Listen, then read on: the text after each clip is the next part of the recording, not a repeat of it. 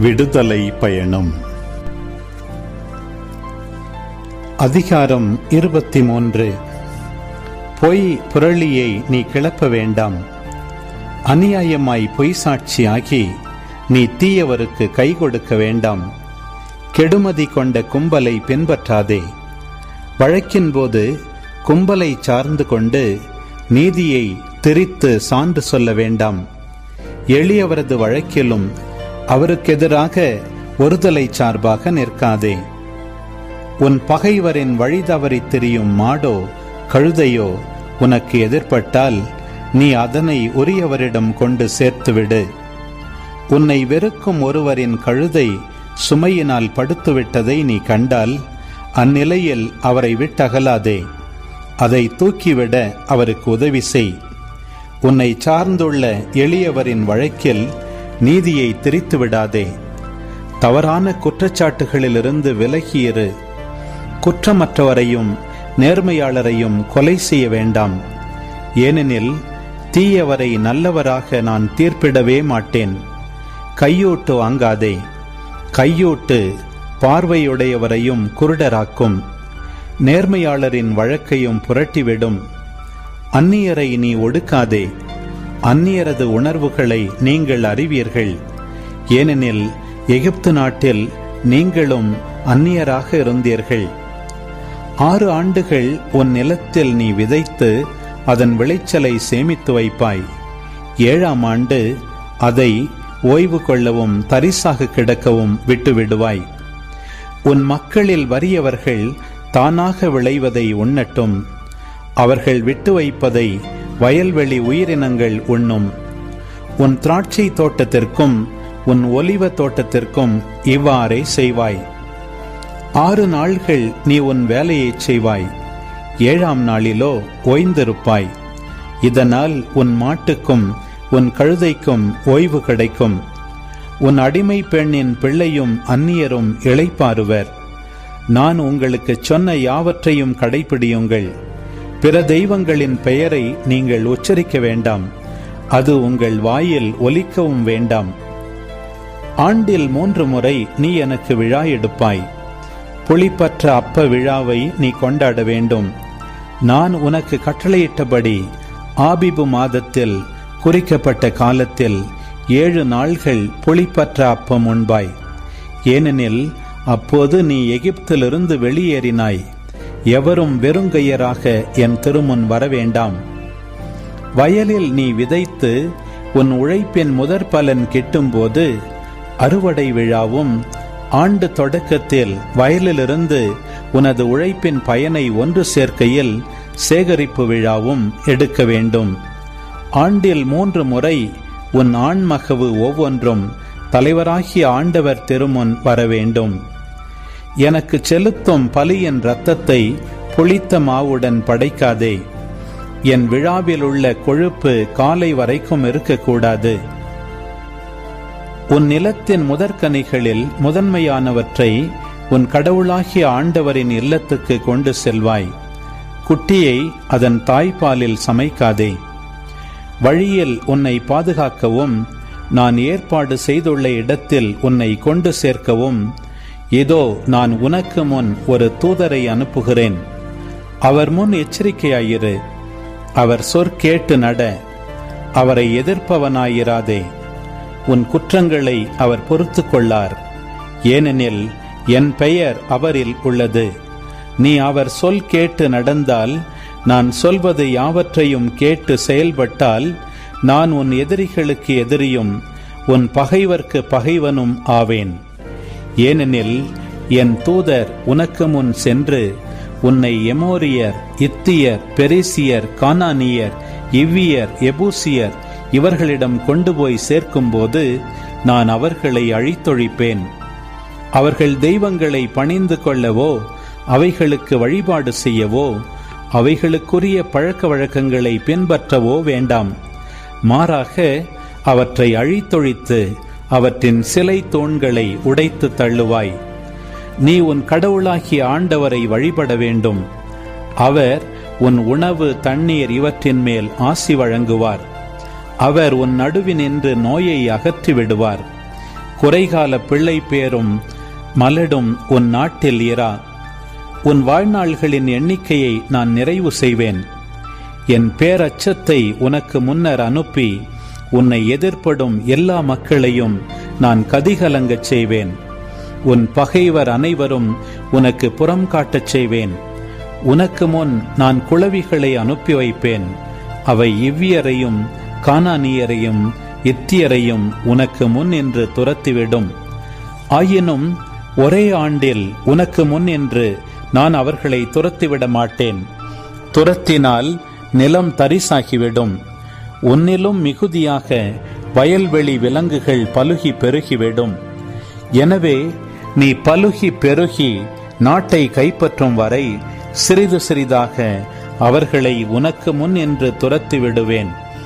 உன் எல்லைகள் செங்கடல் முதல் பெலிஸ்தியர் கடல் வரைக்கும், பாலை நிலம் முதல் யூப்ரத்தீசு நதி வரைக்கும் விரிந்து கிடக்கச் செய்வேன். ஏனெனில் அந்நாட்டின் குடிமக்களை நான் உன் கையில் ஒப்படைப்பேன். நீயும் அவர்களை உன் முன் என்று துரத்திடுவாய். நீ அவர்களுடனோ அவர்களுடைய தெய்வங்களுடனோ எந்த உடன்படிக்கையும் செய்யாதே. அவர்கள் உன் நாட்டில் குடியிருக்க வேண்டாம். இல்லையெனில் நீ எனக்கு எதிராக பாவம் செய்ய அவர்கள் காரணமாவர். நீ அவர்கள் தெய்வங்களை வழிபடுவது உனக்கு கண்ணியாக அமையும். லேவியராகமம் அதிகாரம் 16. ஆரோனின் புதல்வர் இருவர் ஆண்டவரது திருமுன்னிலையை நெருங்கியதால் சாவுக்குள்ளான பின் ஆண்டவர் மோசேயிடம் கூறியது: ஆரோனிடம் நீ கூற வேண்டியது, அவன் சாகாது இருக்க வேண்டுமெனில் தூயகத்தில் தொங்கு திரைக்கு உள்ளே இருக்கும் இரக்கத்தின் இருக்கையின் மூடிக்கு முன்பாக அவன் விரும்பும் போதெல்லாம் வரக்கூடாது. வந்தால் சாவுக்குள்ளாவான். ஏனெனில் இரக்கத்தின் இருக்கையின் மேல் மேகத்தில் நான் தோன்றுவேன். ஒரு காளையை பாவம் போக்கும் பலியாகவும் ஓர் ஆட்டுக்கிடாயை எரிபலியாகவும் செலுத்தி ஆரோன் தூயகத்திற்குள் நுழையலாம். அவன் புனித நாற்பட்டு மேற்சட்டை அணிய வேண்டும். நாற்பட்டாலான உள்ளாடை, கச்சை, தலைப்பாகை அணிய வேண்டும். இந்த புனித ஆடைகளை நீராடிய பின்னரே அவன் அணியலாம். இஸ்ரேல் மக்கள் கூட்டமைப்பு பாவம் போக்கும் பலிக்காக வெள்ளாட்டுக்கிடாய்கள் 2ஐயும் எரிபலிக்காக ஆட்டுக்கிடாய் 1ஐயும் கொண்டு வர வேண்டும். ஆரோன் பாவம் போக்கும் பலிக்குரிய காளையை தனக்காகவும் தன் குடும்பத்தினருக்காகவும் பலியிட்டு பாவ கழுவாய் நிறைவேற்றுவான். வெள்ளாட்டுக்கிடாய்கள் 2ஐயும் சந்திப்பு கூடார வாயிலில் ஆண்டவர் திருமுன் நிறுத்த வேண்டும். ஆண்டவருக்கென ஒன்றும் போக்கு ஆடாக விடப்படுவதற்கென ஒன்றுமாக அந்த கிடாய்கள் மேல் சீட்டு இடப்படும். ஆண்டவருக்கென சீட்டு விழுந்த ஆட்டுக்கிடாயை பாவம் போக்கும் பலியாக செலுத்த வேண்டும். போக்கு ஆடாக விடப்படுவதற்கென சீட்டு விழுந்த வெள்ளாட்டுக்கிடாய் பாவ கழுவாய்க்கென பாலை நிலத்திற்கு அனுப்பப்படுமாறு ஆண்டவர் திருமுன் உயிருடன் நிறுத்தி வைக்கப்படும். ஆரோன் பாவம் போக்கும் பலிக்குரிய காளையை தன் குடும்பத்தாருக்காகவும் பலியிட்டு பாவ கழுவாய் நிறைவேற்றுவான். ஆரோன் கலசத்தை ஆண்டவர் திருமுன் இருக்கும் பலிபீடத்து நெருப்பு தணலால் நிரப்பிக்கொண்டு பொடியாக்கப்பட்ட நறுமணமிக்க சாம்பிராணியும் எடுத்துக்கொண்டு தொங்கு திரைக்கு உள்ளே வருவான். அவன் சாகாதிருக்க உடன்படிக்கை பேழையின் மேல் இருக்கும் இரக்கத்தின் இருக்கையை புனித புகை மூடும் அளவிற்கு ஆண்டவர் திருமுன் நெருப்பில் சாம்பிராணி போடுவான். மேலும் அவன் கீழே நின்று கொண்டு காளையின் இரத்தத்தில் சிறிது எடுத்து இரக்கத்தின் இருக்கை மீது தன் விரலால் தெளிப்பான். மீண்டும் சிறிது எடுத்து இரக்கத்தின் இருக்கை முன்னர் 7 முறை தெளிப்பான். மக்களின் பாவம் போக்கும் பலியான வெள்ளாட்டுக்கிடாயை அவன் அடித்து அதன் இரத்தத்தை தொங்கு திரைக்கு உள்ளே கொண்டு செல்வான். காளையின் இரத்தத்தை தெளித்தது போலவே இதனையும் இரக்கத்தின் இருக்கையின் மேலும் அதன் முன்னிலையிலும் தெளிப்பான். இஸ்ரேல் மக்களின் தீட்டுகளை முன்னிட்டும் அவர்களின் பாவங்களால் விளைந்த குற்றங்களை முன்னிட்டும் தீட்டுப்பட்ட தூயகத்திற்காக பாவ கழுவாய் நிறைவேற்றுவான். அவர்களின் தூய்மையற்ற நிலைக்குள் அமைந்துள்ள சந்திப்பு கூடாரத்துக்காகவும் அவன் அப்படியே செய்வான். அவன் தனக்காகவும் தன் குடும்பத்திற்காகவும் சபை மக்கள் அனைவருக்காகவும் பாவ கழுவாய் நிறைவேற்றும்படி தூயகத்திற்குள் சென்று பாவ கழுவாய் நிறைவேற்றிவிட்டு வெளியே வரும் வரை சந்திப்பு கூடாரத்தில் எவரும் இருத்தல் கூடாது. அவன் ஆண்டவர் திருமுன் இருக்கிற பலிபீடத்திற்கு அருகில் வந்து அதற்கு பாவ கழுவாய் நிறைவேற்றுவான். காளையின் இரத்தத்திலும் வெள்ளாட்டுக்கிடாயின் இரத்தத்திலும் சிறிது எடுத்து பலிபீட கொம்புகளில் பூசுவான். தன் விரலினால் அந்த இரத்தத்தை எடுத்து 7 முறை அதன் மேல் தெளித்து இஸ்ரேல் மக்களின் தீட்டுகள் நீங்க அர்ப்பணிப்பான். இவ்வாறு அவன் தூயகத்திற்கும் சந்திப்பு கூடாரத்திற்கும் பலிபீடத்திற்கும் கழுவாய் நிறைவேற்றிய பின் உயிரோடு இருக்கிற ஆட்டுக்கிடாயை கொண்டு வருவான். ஆரோன் 2 கைகளையும் உயிரோடு இருக்கும் அந்த கிடாயின் மேல் வைத்து இஸ்ரேல் மக்களின் எல்லா குற்றங்களையும் தவறுகளையும் பாவங்களையும் அறிக்கையிட்டு அதன் தலைமேல் சுமத்தி அதை பாலை நிலத்துக்கு கொண்டு செல்ல நியமிக்கப்பட்ட ஆள் மூலம் அங்கு அனுப்பிவிடுவான். அந்த வெள்ளாட்டு கிடாய் அவர்களின் பாவங்களை சுமந்து கொண்டு தனிமையான இடத்திற்கு செல்லும். அந்த ஆள் அதை பாலை நிலத்தில் விட்டுவிடுவான். ஆரோன் சந்திப்பு கூடாரத்திற்கு வந்து தூயகத்தில் உடுத்தியிருந்த 40 ஆடைகளை அங்கே களைந்து வைத்து விடுவான். பின்பு அவன் தூய்மையான இடத்தில் குளித்து தன் ஆடைகளை அணிந்து கொண்டு தன் எரிபலியையும் மக்களின் எரிபலிகளையும் செலுத்தி தனக்காகவும் மக்களுக்காகவும் பாவ கழுவாய் நிறைவேற்றுவான். பாவம் போக்கும் பலியின் கொழுப்பை அவன் பலிபீடத்தில் எரித்து விடுவான். போகவிட்ட போக்கு ஆடாகிய வெள்ளாட்டு கிடாயை கொண்டு போய் விட்டவன் தன் உடைகளை துவைத்து தண்ணீரில் குளித்த பின்னரே பாளையத்துக்குள் வருவான். தூயகத்திற்குள் பாவம் போக்குவதற்கென இரத்தம் எடுக்கப்பட்ட காளையும் கிடாயும் பாளையத்திற்கு வெளியே கொண்டு போகப்படும். அவற்றின் தோல், இறைச்சி, சாணம் ஆகியவை நெருப்பில் சுட்டரிக்கப்படும். அவற்றை எரித்தவன் தன் உடைகளை துவைத்து தண்ணீரில் குளித்த பின்னரே பாளையத்திற்குள் வருவான்.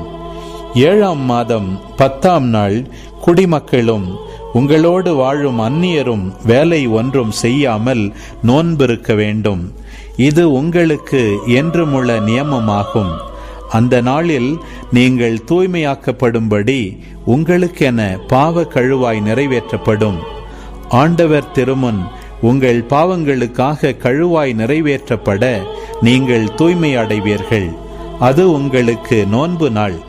அந்த நாள் நீங்கள் முழு ஓய்வெடுக்கும் ஓய்வு நாள். இது என்றுமுள்ள நியமமாகும். அருள் பொழிவு செய்யப்பட்டு தன் தந்தைக்கு பின்னர் குருவாக நியமனம் பெற்றவனே பாவ கழுவாய் நிறைவேற்றுவான். அவன் தூய உடைகளான 40 ஆடைகளை அணிந்து கொண்டு தூயகத்திற்காகவும் சந்திப்பு கூடாரத்திற்காகவும் பாவ கழுவாய் நிறைவேற்றுவான்.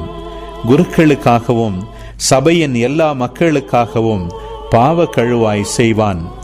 ஆண்டுக்கு ஒரு முறை இஸ்ரேல் மக்களுக்காகவும் அவர்களுடைய எல்லா பாவங்களுக்காகவும் கழுவாய் நிறைவேற்ற வேண்டும். இது என்றுமுள்ள நியமமாகும் என்று சொல் என்றார். ஆண்டவர் இட்ட ஆணையின்படி மோசே செய்தார். திருப்பாடல் 77. கடவுளை நோக்கி உரத்த குரலில் மன்றாடுகின்றேன். கடவுள் எனக்கு செவிசாய் தருள வேண்டுமென்று அவரை நோக்கி மன்றாடுகின்றேன். என் துன்ப நாளில் என் தலைவரை நாடினேன். இரவில் அயராது கைகூப்பினேன். ஆனாலும் என் ஆன்மா ஆறுதல் அடையவில்லை. கடவுளை நினைத்தேன், பெருமூச்சு விட்டேன், அவரை பற்றி சிந்தித்தேன். என் மனம் சோர்வுற்றது. என் கண் இமைகள் மூடாதபடி செய்துவிட்டீர். நான் கலக்கமுற்றிருக்கிறேன். என்னால் பேச இயலவில்லை. கடந்த நாள்களை நினைத்து பார்க்கின்றேன். முற்கால ஆண்டுகளை பற்றி சிந்திக்கின்றேன்.